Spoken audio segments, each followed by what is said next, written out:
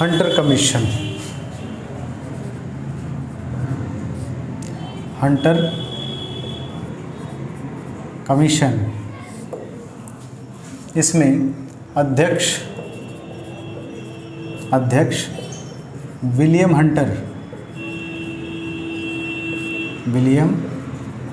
Hunter, सदस्य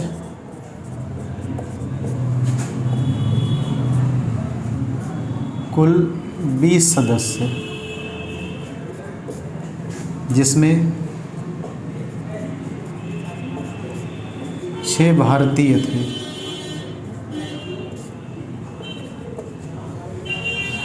गठन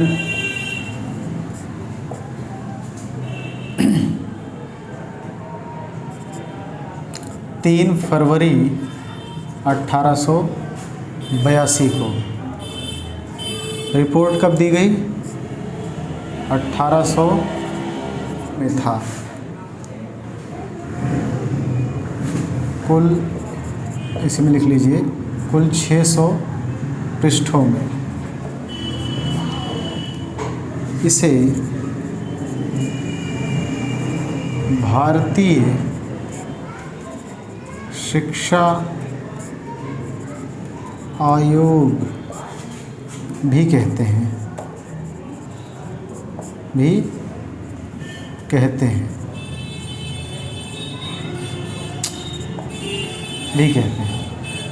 भारतीय शिक्षा आयोग भी कहते हैं।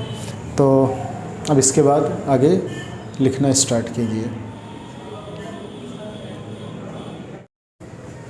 देखिए, हंटर कमीशन के सुझाव, हाँ इसी में सुझाव, सिर्फ सुझाव डालना, सुझाव। तो सुझाव में लिखिए,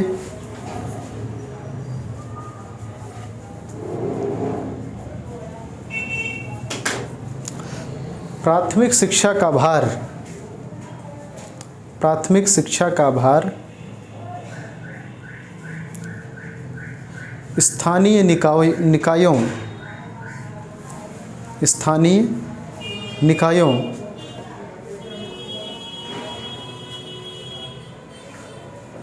जैसे नगर पालिका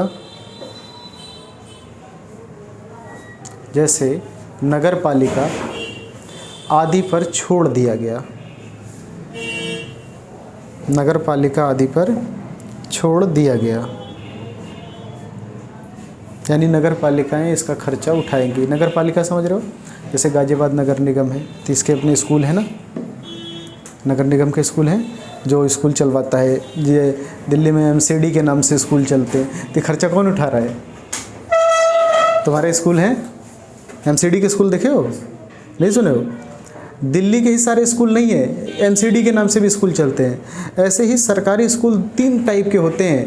पहला, अगर इंटर में बात करेंगे तो GIC के नाम से होता है, सुने हो? GIC inter college Uttar Pradesh में होता है, GIC इंटर कॉलेज। इसको एक फुल फॉर्म क्या कहते हैं? Government inter college. तुम क्या जनता समझ रहे थे? ना, गवर्नमेंट गलत है, government inter college, government inter college. GIC college ज़िले के अंदर एक होगा, ध्यान रखिएगा, हर ज़िले में एक होता है GIC कॉलेज। तो GIC कॉलेज होता है। एक नॉर्मल इंटर कॉलेज जो होते हैं वो GIC नहीं है, वो नॉर्मल है, ठीक है।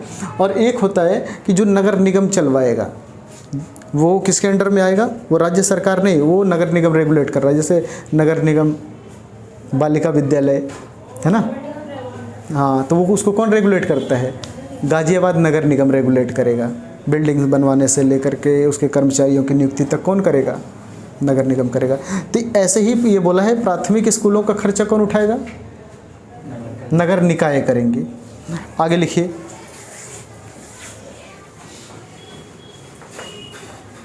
प्रांतीय सरकारें, प्रांत मतलब राज्य, प्रांतीय सरकारें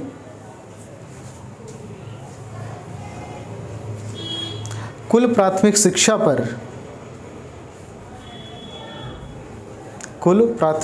पर आने वाले खर्च का आने वाले खर्च का 1/2 या 1/3 भाग स्थानीय निकायों को दें।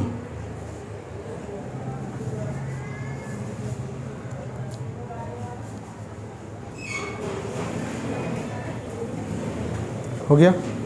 अगला,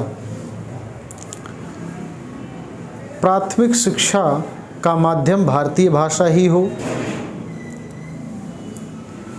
प्राथमिक शिक्षा का माध्यम भारतीय भाषा ही हो।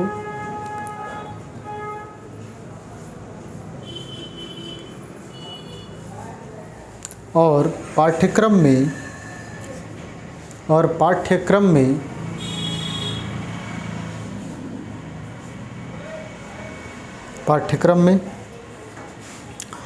कृषि, पशुपालन, मछली पालन, मछली पालन,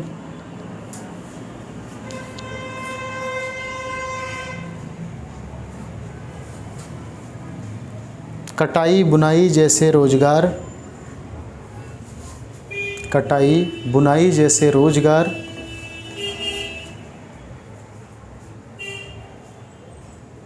विषयों को भी शामिल किया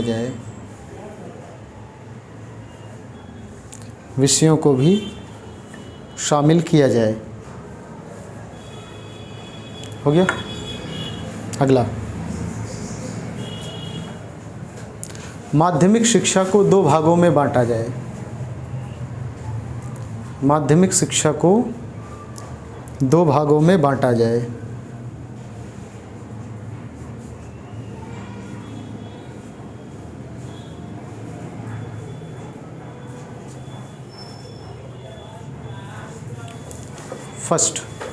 पहला भाग, इसमें साहित्य विषय शामिल होंगे।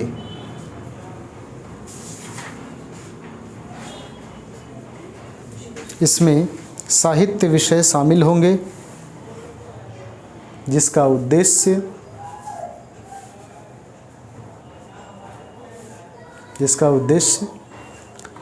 व्यावसायिक शिक्षा देना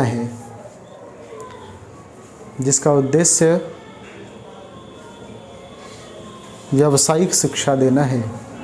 जो विश्वविद्यालय की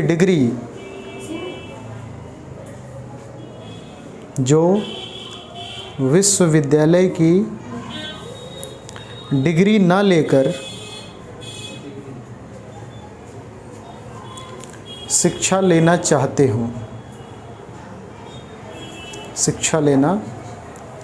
हो।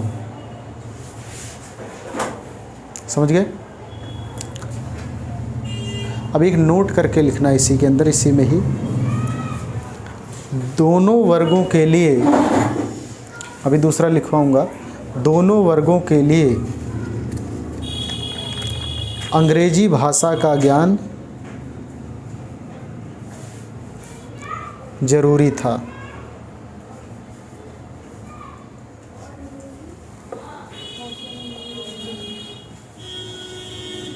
हो गया। नेक्स्ट पॉइंट, शिक्षकों के प्रशिक्षण यानी ट्रेनिंग। अगला पॉइंट है, नोट तो एक की पॉइंट होता है ना।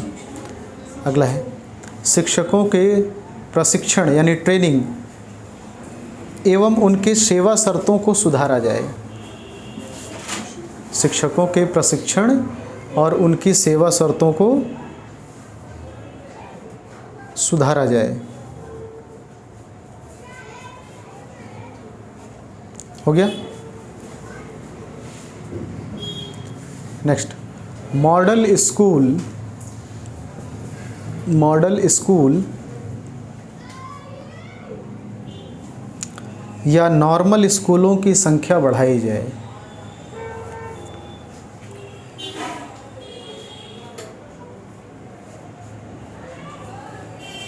मॉडल स्कूल या नॉर्मल स्कूलों की संख्या को बढ़ाया जाए।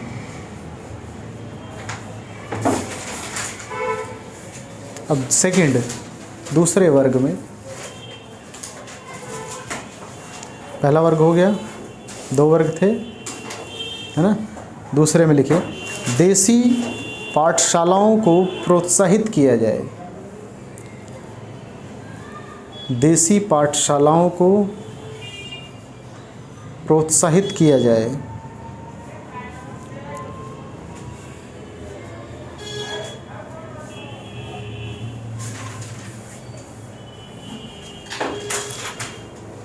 आज भी लाखों छात्र, हाँ, आज भी लाखों छात्र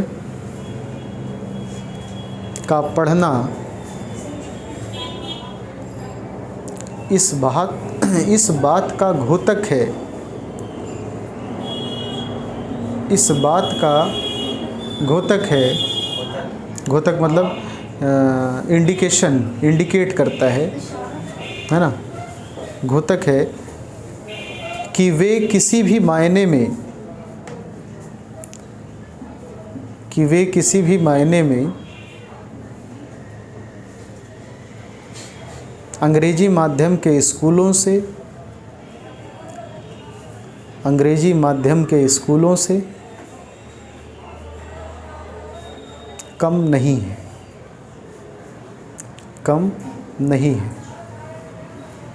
क्या ये आज सच है कि नहीं है? अगर उत्तर प्रदेश बोर्ड को देखें आप तो सीबीएसई में ज़्यादा दिखते हैं कि उत्तर प्रदेश में? यूपी बोर्ड में दुनिया में सबसे ज़्यादा अगर कोई स्टूडेंट किसी बोर्ड में है, वर्ल्ड की बात कर रहा हूँ मैं,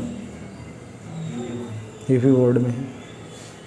इतने बच्चे हिंदी मीडियम से पढ़ने वाले हैं, यानी क्या इंग्लिश उसको बीट कर पाई? आज 75 साल आज़ादी के बाद की बात है। इसका मतलब है कि भाषा मायने नहीं रखती, ज्ञान मायने रखता है। नहीं तो सब इंग्लिश में हो गया होता, है ना। अगर सिर्फ इंग्लिश में ही ज्ञान अगर पहुंचाया जाता फिर माध्यम बदल दिए होते। तो वही प्रमाणित कर रहा है आज भी। तो ये रिकमेंडेशंस हैं सारी की सारी। ये अगला लिखिए, नेक्स्ट पॉइंट है इसका, उच्च एवं माध्यमिक शिक्षा का भार। उच्च एवं माध्यमिक शिक्षा का भार यानी उसकी फीस, हाँ, भार में रख रखाव सब आ जाता है स्कूल का। भार पूरी तरह से भारतीयों पर छोड़ दिया जाए। पूरी तरह से भारतीयों पर छोड़ दिया जाए।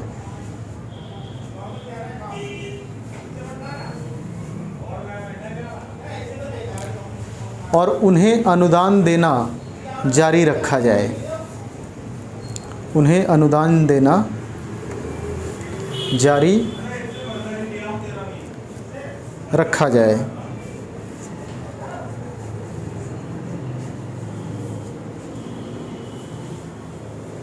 सरकार, हाँ, सरकार अपनी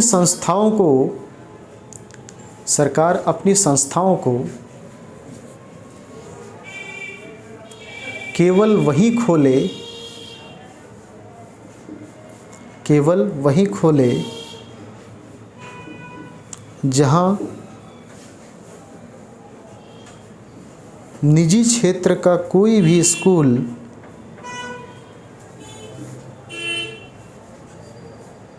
या कॉलेज नहीं है।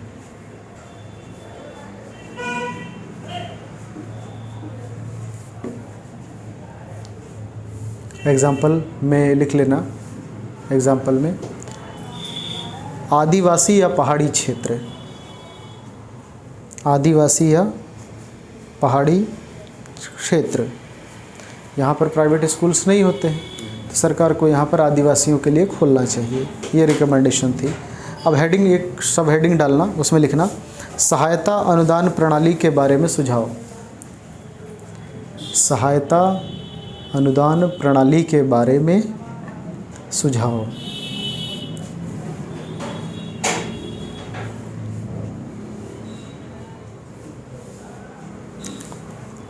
सरकार कैसे सहायता स्कूलों को दे? तो पहला, सबसे पहला लिखिए, सहायता राशि बिना भेदभाव के दी जाए, चाहे गवर्नमेंट हो चाहे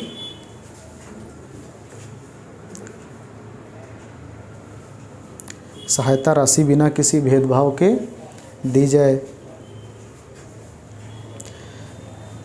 यह राशि सभी स्कूलों को समय पर दी जाए।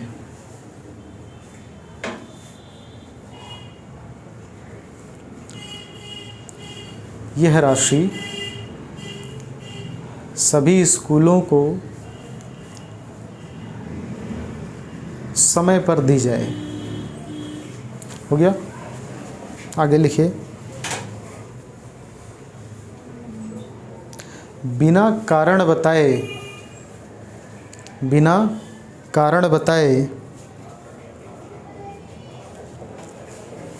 किसी भी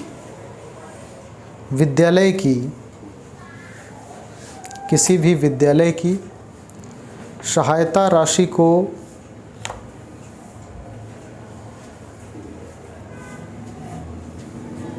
बंद न किया जाए। बंद न किया जाए।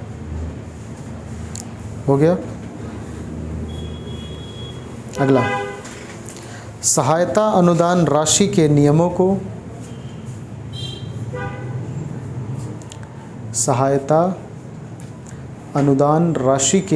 को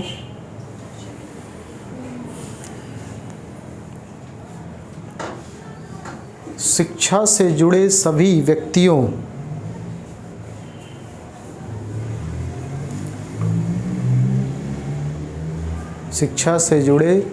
व्यक्तियों को अवगत कराया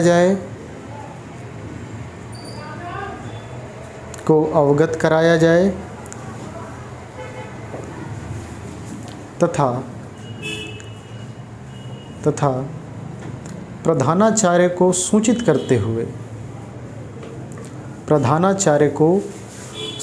करते हुए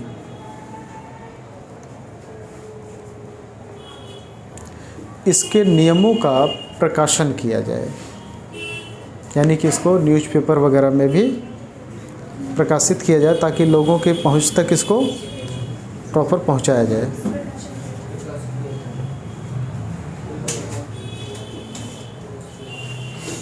हो गया? अब देखिए सहायता राशि किस किस के ऊपर खर्च करना है। ये जो फंड देंगे किसके ऊपर लिखिए। सहायता अनुदान राशि सिर्फ छात्रों की छात्रवृत्ति यानी स्कॉलरशिप, छात्रवृत्ति ऐसे छात्रों की छात्रवृत्ति, शिक्षक के वेतन, पुस्तकालय,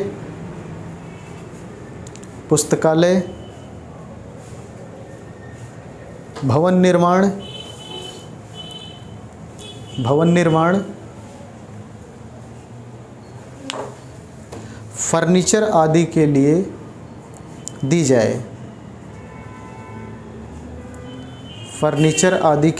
जाए।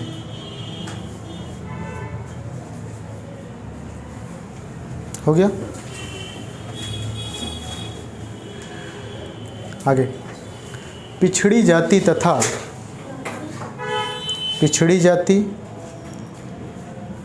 अनुसूचित जाति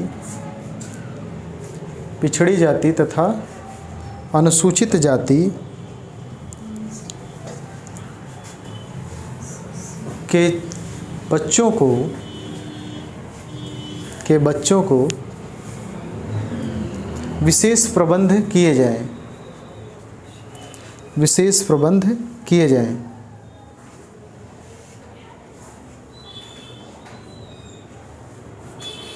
ये हो गया। यानी कि ओबीसी और एससी के बारे में। अब एसटी के बारे में लिखिए। पहाड़ी क्षेत्र में क्या होगा? पहाड़ी एवं जनजातीय क्षेत्रों में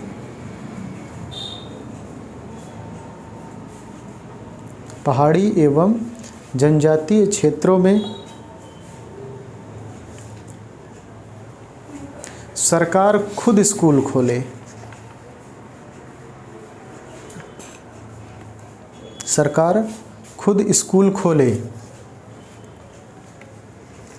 तथा शिक्षक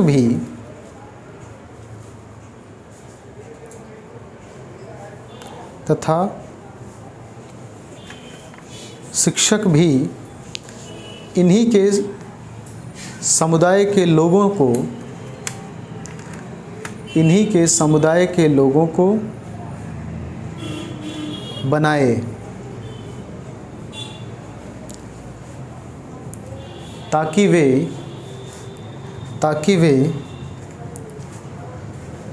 अन्य लोगों के लिए आदर्श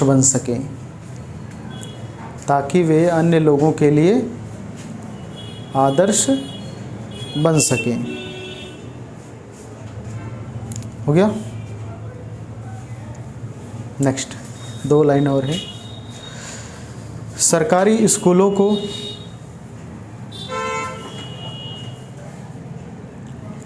इसमें देख रहे हो जितनी भी रिकमेंडेशंस हैं सारी शिक्षा को बेहतर बनाने के लिए बोला जा रहा है।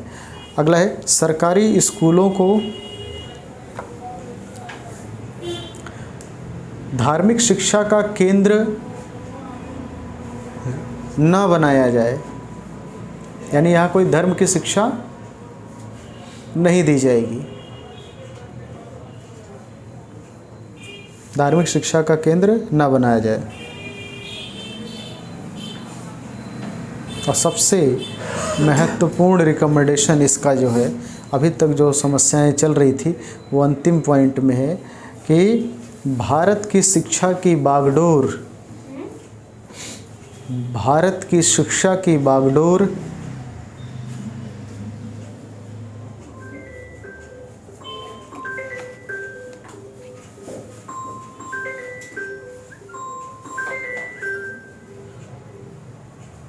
मेरा बज रहा है, अच्छा उनका है। भारत की शिक्षा की बागडोर कदापि ईसाई मिशनरियों पर, कदापि मतलब बिल्कुल भी, कदापि नहीं लिखना आ रहा है आप लोगों को, कदापि मतलब बिल्कुल नहीं,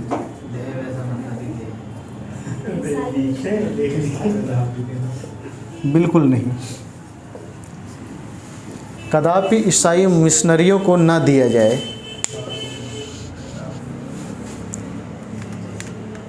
मतलब समझ रहे हो, ईसाई मिशनरियाँ क्या कर रही हैं, धार्मिक प्रचार कर रही हैं, तो इसलिए इनके हाथों में भारतीय शिक्षा को न छोड़ा जाए।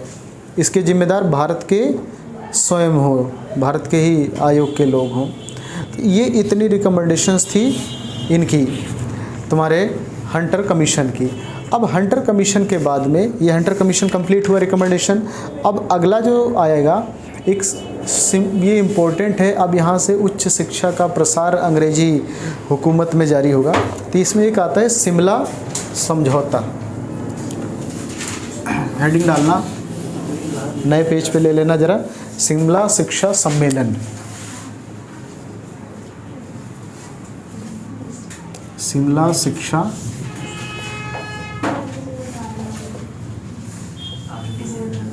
सम्मेलन।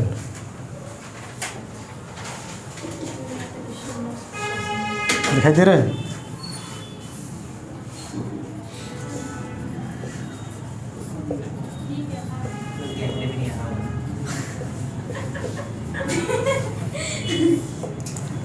ज़्यादा ऊपर लिख दिया था, शिमला शिक्षा सम्मेलन।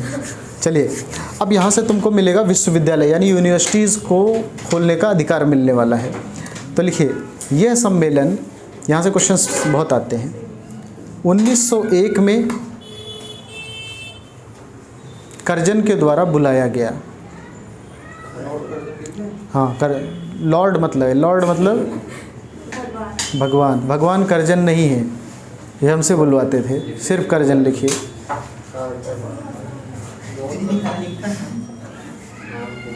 और हमारी शिक्षा व्यवस्था ने इसको ऐसे अपना भी लिया, लॉर्ड लगा के। देख रहे हो, लॉर्ड क्या चीज़ है भाई, भगवान थोड़ी था हमारा। लेकिन लॉर्ड कर्जन द्वारा बुलाया गया, हो गया। यह एक गोपनीय सम्मेलन था, यानी किसी को पता नहीं था। यह एक गोपनीय सम्मेलन था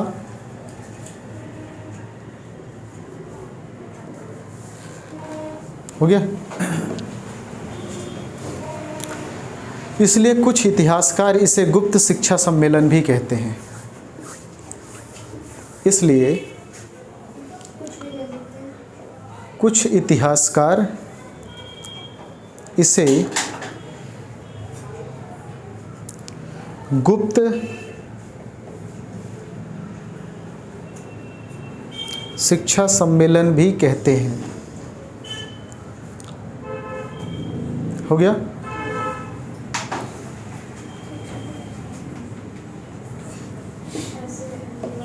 समस्या क्या थी जानते हैं? समस्या ये थी, लिखिए, अभी लिखवाता हूँ फिर समझ में आएगा। इस अगला पॉइंट है, इस सम्मेलन में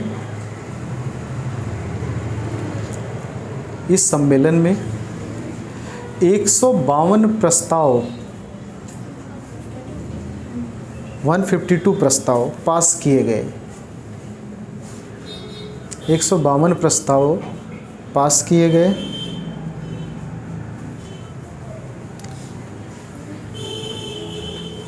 लेकिन इस सम्मेलन में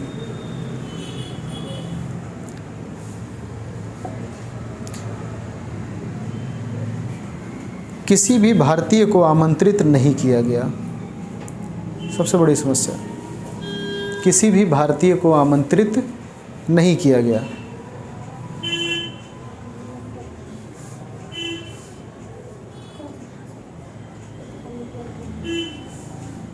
समझ गए? तो इसका बहुत विरोध हुआ, इस शिमला सम्मेलन का बहुत विरोध हुआ, क्योंकि इस सम्मेलन में एक भी इंडियन इस कमेटी के अंदर था ही नहीं। विरोध तो यही था कि भारत की शिक्षा व्यवस्था के लिए आप कोई कमेटी गठित कर रहे हैं, उसमें भारत का ही सदस्य नहीं है। तो इसका बहुत विरोध किया गया। तो इस विरोध के एवज में फिर से एक नई कमेटी बनाई गई और उसका नाम है विश्वविद्यालय आयोग। अब हेडिंग डालना है आपको, विश्वविद्यालय आयोग। क्यों आया है? कंफर्म है, शिमला शिक्षा सम्मेलन के विरोध में, क्योंकि इसके अंदर एक भी भारतीय सदस्य नहीं है। कब आया? 1902 में। विश्वविद्यालय आयोग 1902 में आया। ठीक है, लिखिए। शिमला के गोपनीय शिक्षा के सम्मेलन में, शिमला के गोपनीय शिक्षा के सम्मेलन में हुई आलोचना के बाद विश्वविद्यालयों में सुधार की दृष्टि से कर्जन ने 27 जनवरी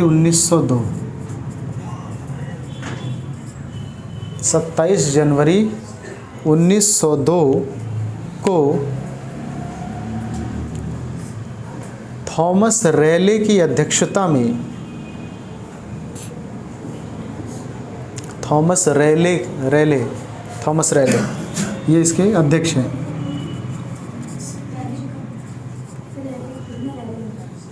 थॉमस रैले की अध्यक्षता में विश्वविद्यालय आयोग का गठन हुआ।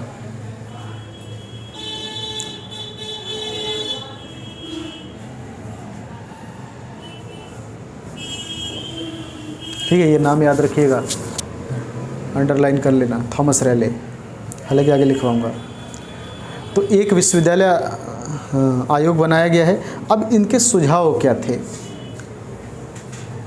थॉमस रैले ने जब रिपोर्ट पेश की तो इसमें जो सुझाव दिए थे सरकार को, वो सुझाव आपको लिखने कि क्या क्या सुझाव इन्होंने रिपोर्ट में सरकार को दी। ठीक है, तो इन्होंने पहला सुझाव क्या दिया है, पॉइंट पॉइंट करके लिखना, रैले साहब ने। हाँ, सुझाव सब हेडिंग में सुझाव डालिएगा। सुझाव में पहला पॉइंट, विश्वविद्यालय के सीनेट और सिंडिकेट में सुधार किया जाए। विश्वविद्यालय के सीनेट और सिंडिकेट में सुझाव किया जाए।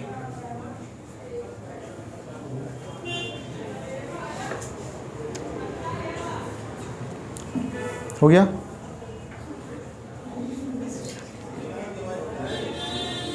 पहले क्या होता था, ये सदस्य इच्छा अनुसार पोस्ट पर बने रहते थे। जब तक गवर्नर के यहाँ से रिकमेंडेशन नहीं आ जाती थी कि हाँ भाई कब लागू करना है, कब हटाना है, तब तक ये पद पर बने रहते थे। तो पहले तो इनका कार्यकाल निर्धारित किया जाए, ये काम इन्होंने किया, फिक्स किया। और दूसरा ये कहा कि इनका कार्य निर्धारित हो, जिम्मेदारी का पद दिया जाए इन्हें। तो इसमें क्या कर देंगे ये लोग, इनके सदस्यों की संख्या को, हाँ बताएंगे अभी। ये सीनेट का मतलब होता है जो लोग, ऐसे समझिए जैसे एक यूनिवर्सिटी है, ठीक है, विश्वविद्यालय यूनिवर्सिटी है। अब इस यूनिवर्सिटी के अंदर एक तो बाहर के लोग होंगे जो इनको सीनेट कहेंगे। ये इस यूनिवर्सिटी के अंदर वाइस चांसलर, डायरेक्टर, जिसको प्रिंसिपल कहते हैं, इनको यहाँ पर वाइस चांसलर कहा जाता है। उसके बाद में HOD, head of the department, ठीक है, फैकल्टी ऑफ डीन। तो इन सब जो आधिकारिक पद है, उन पदों पर सीनेट ही इनको भेजती थी। और सीनेट के मेंबरों को गवर्नर जनरल अपॉइंट करता था। यानी इसमें भी बहुत सारे मेंबर्स हैं सीनेट में। गवर्नर जनरल ने सीनेट के मेंबर के लिए एक बना रखा है कमेटी। इस कमेटी के सदस्य यूनिवर्सिटी के अधिकारियों को चुनते हैं।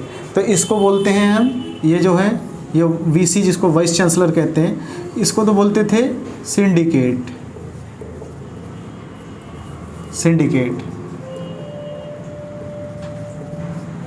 और ये सीनेट होती थी। कंफर्म हुआ? क्लियर है? हाँ, तो उसी के आगे तो सबसे पहले क्या किए, इसमें सदस्य बहुत ज़्यादा थे, सदस्यों की संख्या घटाई जाएगी। दूसरा, कार्यकाल फिक्स किया जाएगा, अनिश्चित काल के लिए पद पर नहीं बने रहेंगे। ठीक है, ये एक पहली मांग की गई थी। तो इसमें लिखिए, सदस्यों की सीनेट तथा सिंडिकेट के सदस्यों की संख्या 9 से 15 की जाए।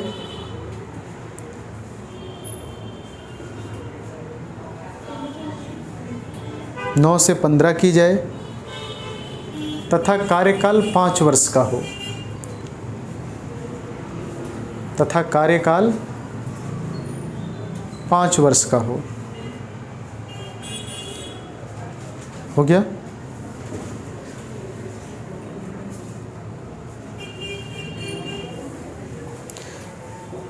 सीनेट में ये वाला सीनेट, यहाँ से जो इन लोगों को चुनेंगे, आप किसी वाइस चांसलर या एचओडी या डीन को चुन रहे हैं, कम से कम आप भी तो पढ़े लिखे हो, ठीक है, तभी तो अच्छे लोगों को यहाँ भेज पाओगे संचालन के लिए। तो वही रिकमेंडेड थी कि सीनेट के सदस्यों को अध्यापकों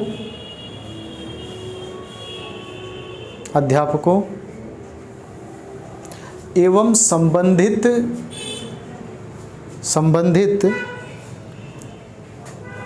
विश्वविद्यालय के विद्वानों को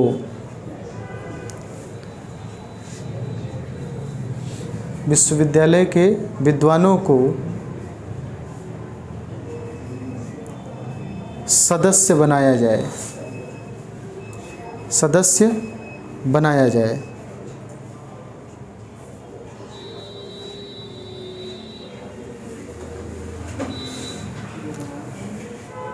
अगला, कॉलेज की चयन प्रक्रिया को कठिन बनाया जाए। कॉलेज की चयन प्रक्रिया को कठिन बनाया जाए।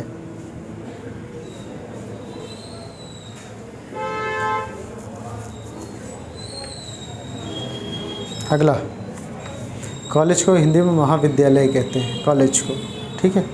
तो कॉलेज के जो अध्यापक हैं उनकी नियुक्ति के लिए भी परीक्षा का आयोजन किया जाए। तो वही है, महाविद्यालय के शिक्षकों को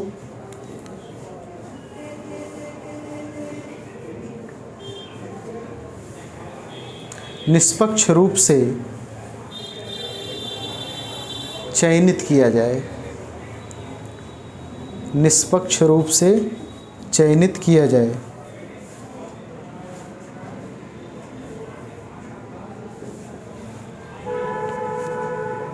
हो गया। नेक्स्ट पॉइंट, अब एक और बहुत बड़ा चेंजिंग है। 10वीं परीक्षा का स्तर ऊंचा हो, 10वीं परीक्षा का स्तर ऊंचा हो।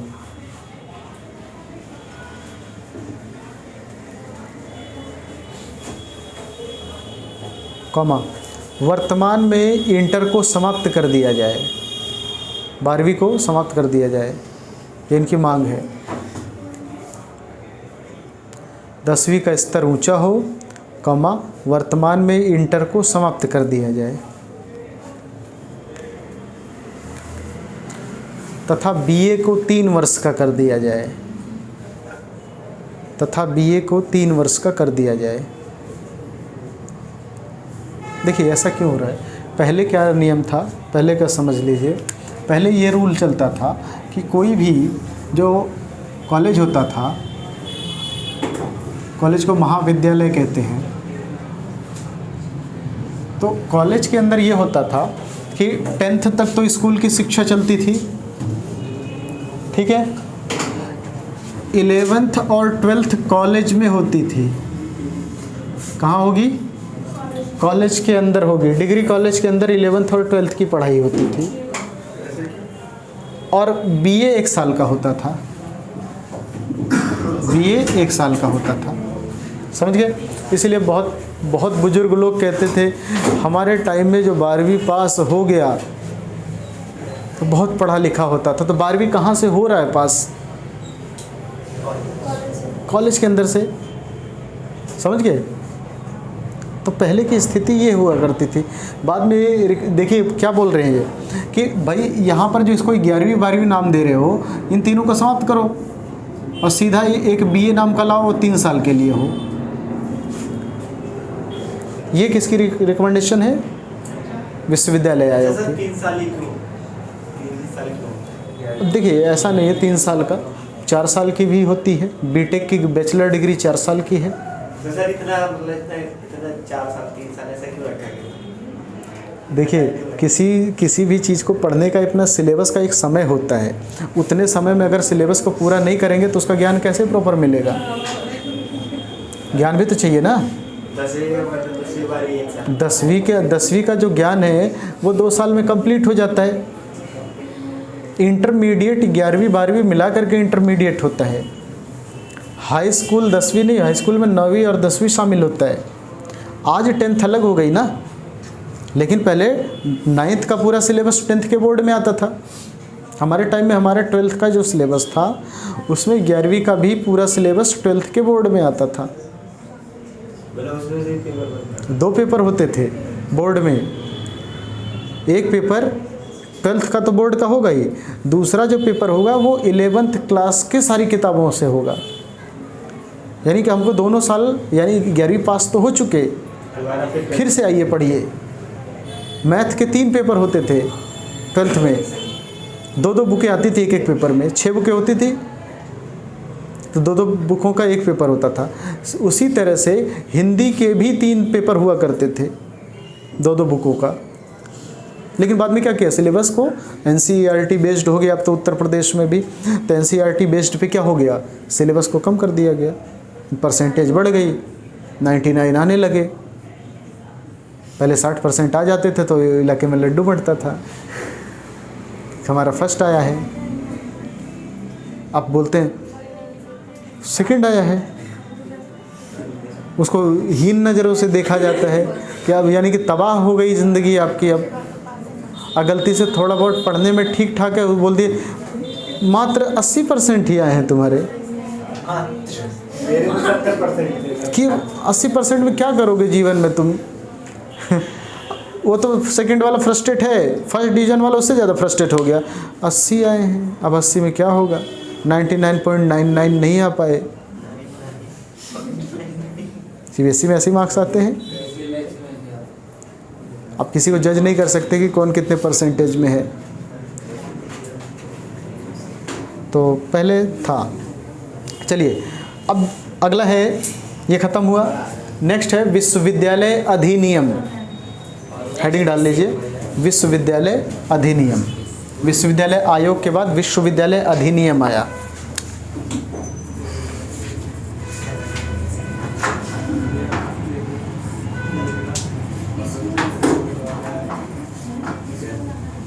ये 1904 में था।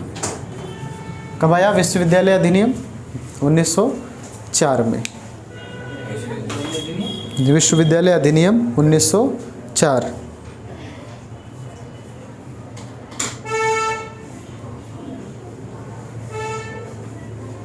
हो गया। देखिए कमेटी बनाई गई थी लॉर्ड कर्जन के द्वारा, है ना। अध्यक्ष थे रैले साहब। तो इसी के नीचे सब हेडिंग में लिख लीजिएगा, इसे रैले आयोग भी कहते हैं। इसे रैले आयोग भी कहते हैं क्योंकि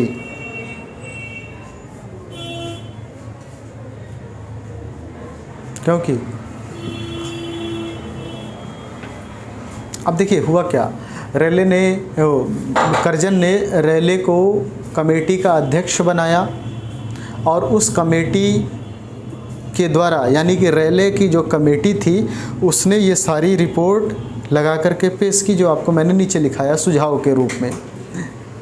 ये रैले ने बोला कि ये सुझाव मेरी तरफ से है और मुझे लगता है कि इसे आपको पारित करना चाहिए। लॉर्ड कर्जन के पास में ये रिपोर्ट गई। 1902 में इनको रैले को बनाया गया अध्यक्ष। रैले ने 2 साल तक इसका ठीक ठाक गहन अध्ययन किया और उसके बाद 2 साल के बाद में इसने वापस रिपोर्ट सौंपी है, ठीक है, लॉर्ड कर्जन को। तो 1904 में अब कर्जन क्या करेंगे, इसको अधिनियम बना देंगे। यानी अधिनियम समझ रहे हो ना, एक्ट बना करके इसे लागू करवा देंगे। तो यही है, ये रिकमेंडेशन थी और यहाँ पर ये एक्ट बनेगा। तो वही लिखवा रहा था, मैंने कुछ बोला था, क्या बताइए। हाँ, क्योंकि कर्जन ने 21 मार्च 1904 को 21/3/1904 को विश्वविद्यालय अधिनियम पारित किया।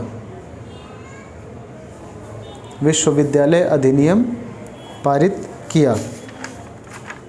लिखवा दूँ, थोड़ा सा रह रहा है, थोड़ा स्पीड से लिखना, ख़त्म हो जाएगा। अब देखिए इस अधिनियम में क्या क्या इन्होंने अधिनियम में पॉइंट्स रखे कर्जन ने। पहला पॉइंट,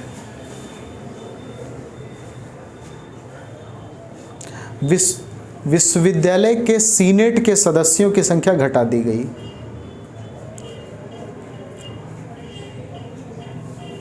विश्वविद्यालय के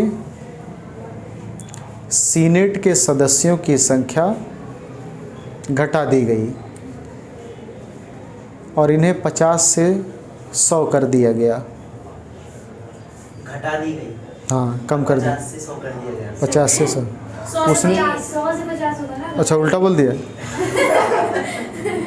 नहीं, सही तो सही बोला है, सही।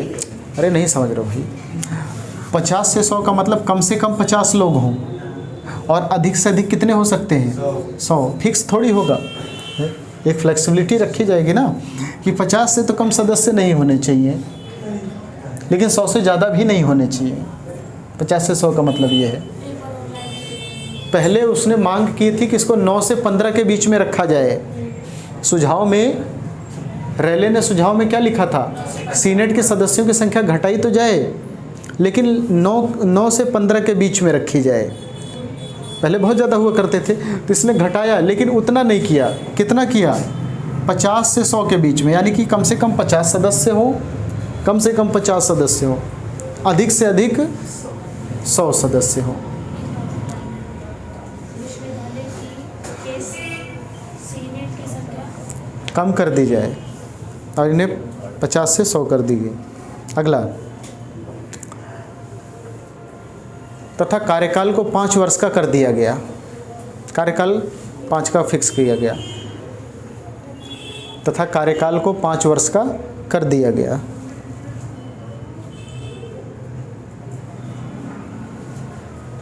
अगला, विश्वविद्यालय में शिक्षण एवं शोध कार्य यानी रिसर्च, विश्वविद्यालय में शिक्षण एवं शोध कार्य शुरू हो।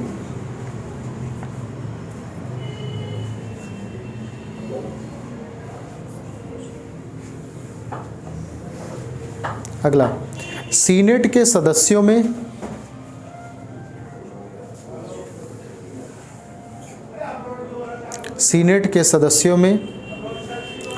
बम्बई, कलकत्ता, मद्रास, कॉमा डाल के लिखिएगा, बम्बई, कलकत्ता, मद्रास के सदस्यों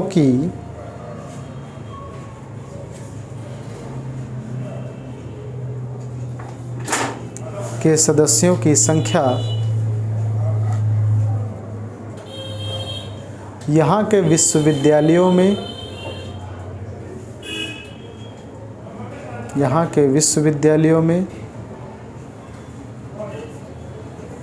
कम से कम 20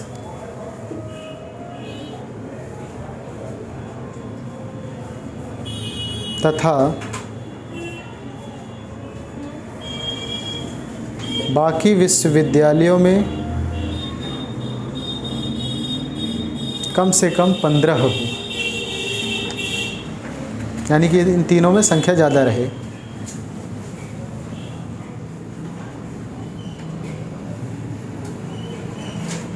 अगला, कॉलेज यानी महाविद्यालय, 3-4 पॉइंट बस। हाँ, कॉलेज यानी महाविद्यालय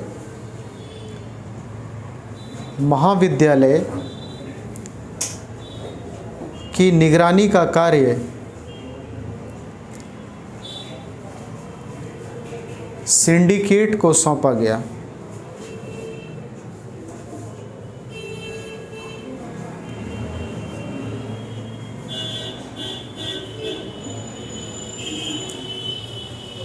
मोस्ट इम्पोर्टेंट है, महाविद्यालयों को यानी कॉलेज को, महाविद्यालयों को यह सुनिश्चित किया गया कि वे उसी विश्वविद्यालय से संबद्ध समझ रहे हो ना?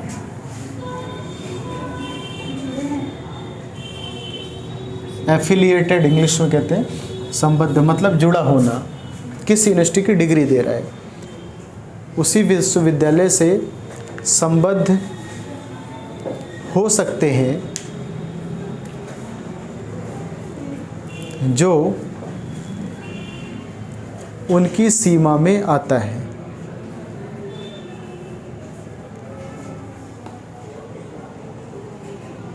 आज भी ऐसा ही होता है, जितने भी कॉलेज हैं गाज़ियाबाद के, चाहे MH है, LR हैं, ये सब, ये सारे के सारे CCS यूनिवर्सिटी से जुड़े हुए हैं। अगर इसमें से कोई एक कॉलेज चाहता है कि नहीं हम CCS से नहीं चाहते हैं, हम अंबेडकर यूनिवर्सिटी से जुड़ना चाहते हैं, बुंदेलखंड यूनिवर्सिटी से जुड़ना चाहते हैं, लखनऊ यूनिवर्सिटी से जुड़ना चाहते हैं, तो ये स्वतंत्रता नहीं है। आपके क्षेत्र में गाज़ियाबाद के 7 ज़िले हैं, गाज़ियाबाद कह रहा हूँ, CCS के 7 ज़िले हैं चौधरी चरण सिंह यूनिवर्सिटी के। उन 7 ज़िलों के अंदर जो भी कॉलेज खोला जाएगा, मेडिकल को और इंजीनियरिंग को छोड़ करके, वो सारे किससे जुड़ेंगे? चौधरी चरण सिंह से। जुड़ना पड़ेगा, मजबूरी है, आज भी ये रूल चल रहा है।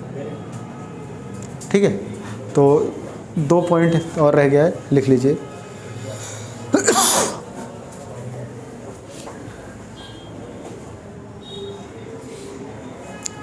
अब नीचे लिखेगा, वैसे तो करजन ने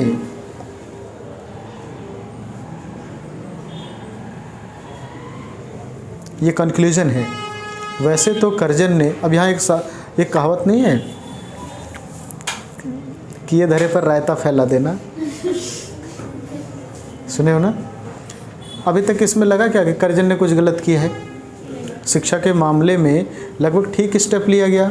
करजन ने शिमला समझौता इनके लिए समस्या बनी, किसी भारतीय मेंबर को उसने रखा नहीं गया, इससे इनका बहुत विद्रोह हुआ, आलोचना हुई इसकी। उसके आधार पर ये लोग विश्वविद्यालय आयोग का गठन किए, उसमें रैले को अध्यक्ष बना करके रिपोर्ट पेश करने को कहा गया। रैले ने ठीक ठाक सारी चीज़ें इसके अंदर शामिल भी की, अच्छी बातें करजन ने ठीक ठाक लागू कर दिया। लेकिन लास्ट में करजन ने एक ही बात बोल करके सब बेकार कर दिया, वो बात लास्ट में लिखवा रहा हूँ यही। वैसे तो करजन ने भारतीय विश्वविद्यालय को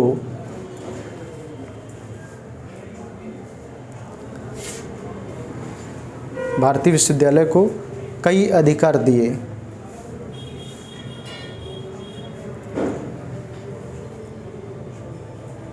किंतु विश्वविद्यालय अधिनियम 1904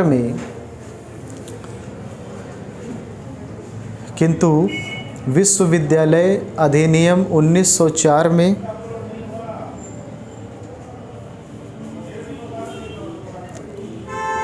यह कहकर पूरा मामला बिगाड़ दिया,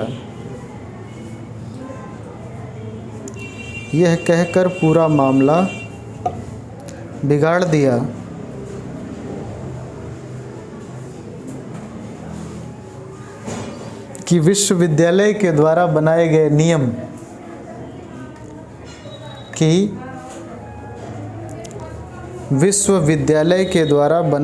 नियम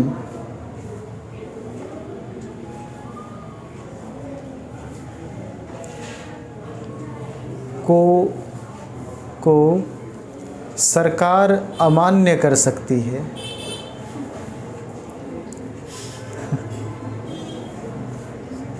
देख रहे हैं, इसे कहते हैं सब बेकार कर देंगे। तो सरकार के ऊपर है, विश्वविद्यालय आयोग बना, विश्वविद्यालय को शक्ति दी गई, विश्वविद्यालय सारे नियम कायदे कानून बना सकता है। जैसे चौधरी चरण सिंह यूनिवर्सिटी है, उसको अधिकार दिए गए हैं कि कॉलेज को ये नियम का पालन करना पड़ेगा, सब कुछ करना पड़ेगा। लेकिन लास्ट में क्या होता है, सारे नियम बनाए गए, कोरोना के टाइम में राज्यपाल का अध्यादेश जारी होता है, क्योंकि राज्यपाल कौन है, सारे ही राज्य सरकार के सारे विश्वविद्यालयों का वीसी को बोलते हैं कुलपति। मैंने बोला था ना वीसी। तो जैसे कोई यूनिवर्सिटी है, यूनिवर्सिटी मान लीजिए CCS है, चौधरी चरण सिंह यूनिवर्सिटी है, तो इसका अपना एक वाइस चांसलर होगा जिसको वीसी बोलते हैं, जो इन सभी का हेड होता है ना। ये वीसी किसके अंडर में काम करता है, गवर्नर के अंदर। इसको हिंदी में बोलते हैं कुलपति और इसको बोलते हैं कुलाधिपति।